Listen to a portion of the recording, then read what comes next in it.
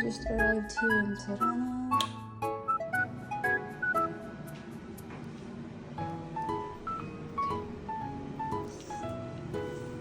And this is me. I just arrived in Tirana. Oh my god.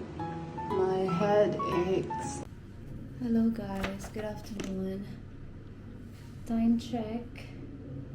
It's 2 p.m. here in Tirana and kakarating lang natin. Sobrang sakit ng ulo ko guys. Hindi ko alam kung bakit.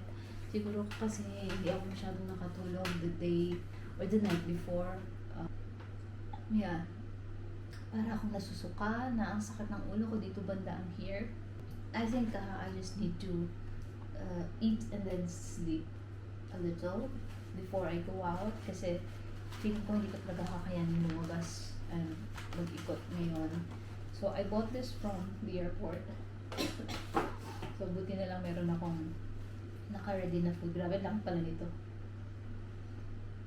Mukhang nainitan, malapit na mukhang malapit na mapanis ha. Pero hindi pa naman siya panis.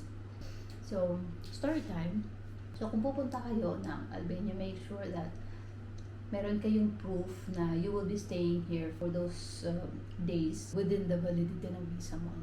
First time ko nga din maka-encounter na meron ng mga police na nag-aantay right after ng arrival nyo. Kasi syempre we have to respect as well yung mga visa requirements ng mga bansa na pinupuntahan natin. So this is why, sorry na nasusuka ko. Pero kailangan ko talaga matulog. Although ang pinunta ko talaga dito ay magpahinga at mag-relax. Hindi ako papayag na hindi ko maikot yung Tirana.